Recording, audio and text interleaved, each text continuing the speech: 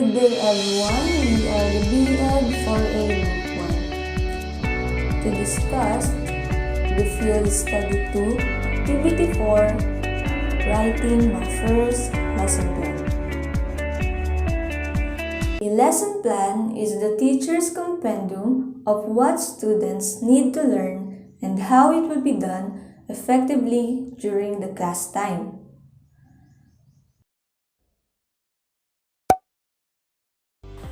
There are two different models presented, the traditional lesson plan and the K-12 lesson plan format. The traditional lesson plan has 5 parts. It has this format is the one that we studied and we follow because its parts are easy to understand.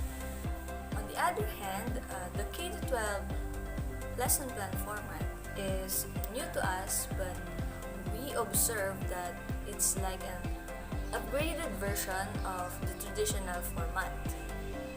It has 7 parts, including the last 2 parts is what makes it different from the traditional format.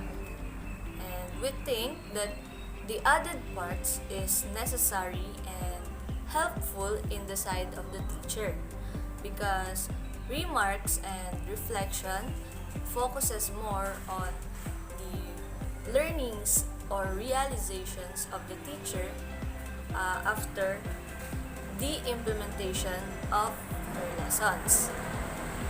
Nevertheless, both formats are effective. But we think that the K-12 lesson plan format is more efficient. According to the video that we watched, Teacher Neil explained that traditional lesson plan and newly updated format of lesson plan. The traditional lesson plan has 5 major parts. The first major part is the objectives, which contains cognitive, affective, and psychomotor domains. Second part, the subject matter, that contains topic name, references, materials needed, values integrated, and strategies. Third part, the procedure, which is the main part of a lesson plan. You will find here the preliminary activities, developmental activities, motivation, presentation of the lesson, discussion, application, and generalization. Fourth part, the evaluation. When doing the evaluation part, you need to make sure that this match the learning objectives of the lesson. And for the last part of the traditional lesson plan, we have the assignment. This part should sustain the new lesson. While on the other hand, the newly updated format of lesson plan has 7 parts. In this format, there are now 2 added parts of objectives: the content standard and performance standard. Content standard should answer the question, what should the learners know? While performance standard should answer the question, how do learners apply their learning? After the content and performance standard, here comes the learning objectives, which are the knowledge, skill, and attitude. The second part of this updated format is the content, followed by the main part, which is the procedure. After this part are evaluation, assignment, remarks, and reflection.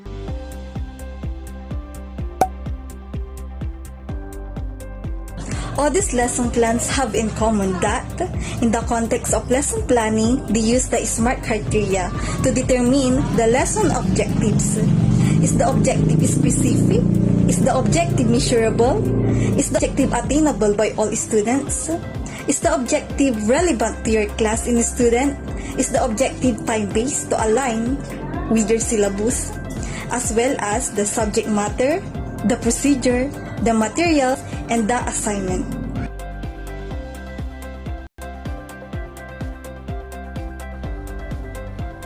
Lesson plan help teacher be more effective in classroom by providing detailed outline to follow each class period. We have major parts of lesson plan: the lesson objectives, lesson procedure, application, and evaluation. To ensure every bit of class time is spent time and new concept and having a meaningful discussion.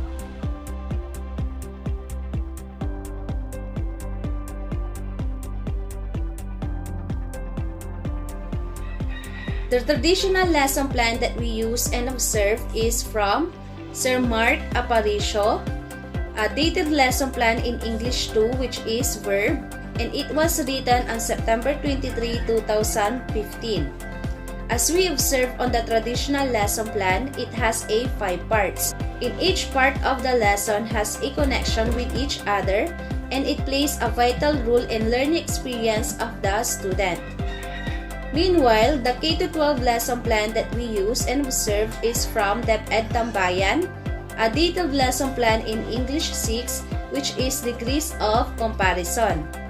As we observe the K-12 lesson plan, it has 7 parts. In each part of the lesson has clear objectives and thorough description in teaching instruction for the particular class.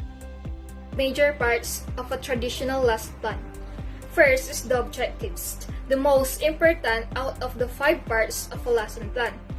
They are the reason why the lesson exists and should drive the activities. The first thing a teacher should do. The second one is the subject matter, where it can be seen the specific topic, curriculum guide, references, website, textbook, materials, and of course the values integration. The third major parts of a lesson plan is the procedure. Procedure makes up the body of the plan. It is an explanation on how the lesson will progress step by step.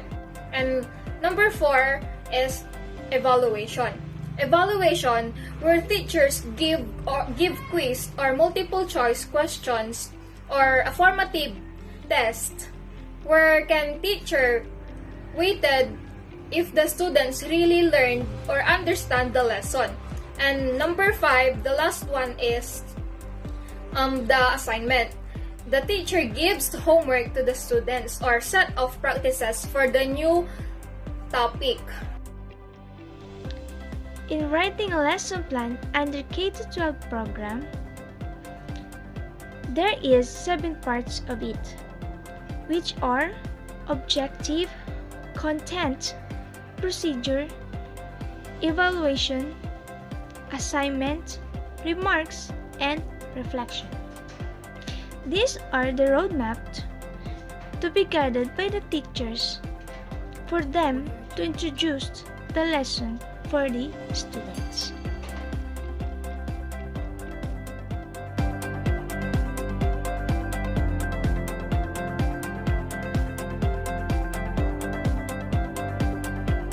We believe that the traditional lesson plan is the easier to construct than the other one because we can actually plan the most effective teaching activities only after the assessment have been planned and we are used to do it. For us, the new K-12 lesson plan updated format is the difficult one to create. Because it is unfamiliar to us, unlike the traditional, we're always doing it, but we will do our best to create it correctly for our professional growth and to offer the best quality education for our students.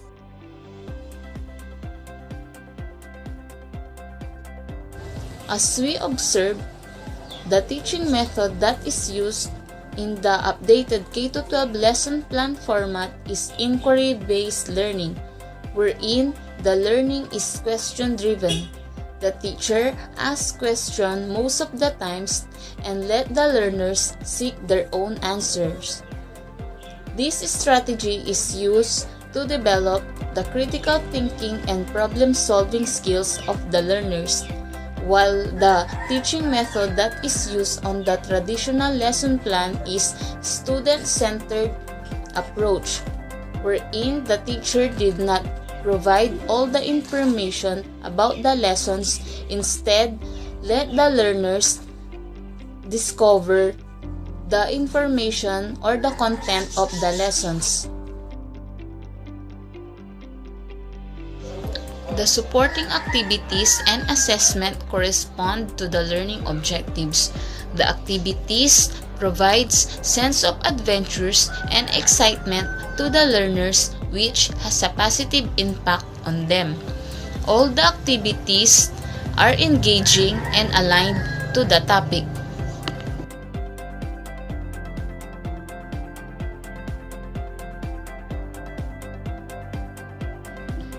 On this DepEd lesson plan that we created, we incorporate the 7E model, which was the extension of the 5E constructivist learning cycle by Roger Bybee. And we tend to use all the 7 stages in a lesson, but this depends on the complexity of the subject matter we teach. DepEd Order Number 42, Series 2016. This DepEd order provides the guidelines in the preparation of daily lesson through the DLP and DLL, or the daily lesson log, by teacher from K-12. And this policy ultimately aims to assist teacher in not only effectively managing instruction of one of the core functions, which is to facilitate learning inside their classroom. This is our first drop in our lesson plan, a semi-daily format wherein it contains the teacher's activity and the 7E that encompasses which stages, which are the elicit, engage, explore, explain, evaluate, elaborate, and extend. On the other hand, the final draft of our lesson plan, which is the dated lesson plan, which contains the teacher's activity and student activity for the entire lesson.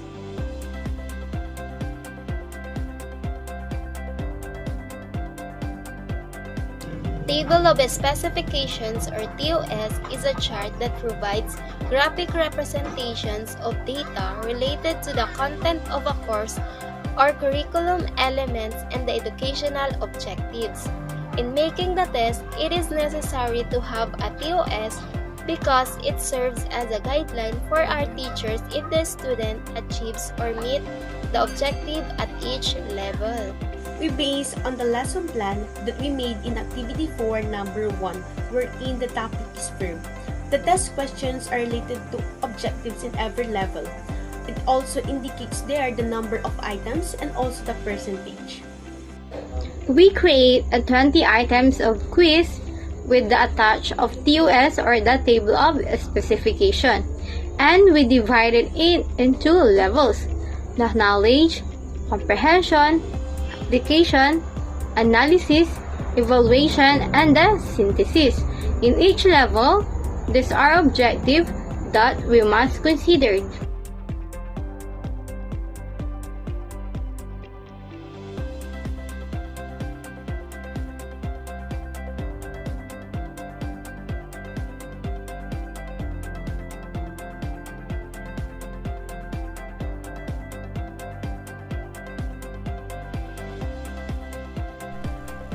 To address this type of difficulty, I'll study their differences, such as their culture, and especially their do's and don'ts, in order to apply the objectives for the 3 domains that I have prepared for them. In addition, I'll make sure that my lessons are carried out exactly as planned to meet the needs of the students.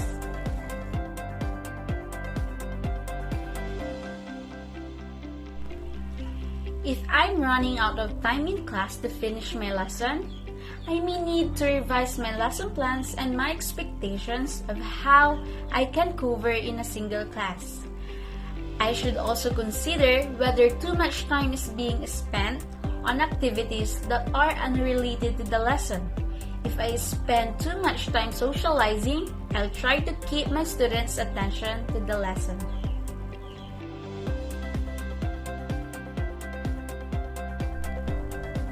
As I end this video presentation, I'd like to share this quotation by H. Stanley Jude. A good plan is like a roadmap. It shows the final destination and usually the best way to get there. That's it. We hope that you have learned a lot as much as we have. Thank you very much and God bless you.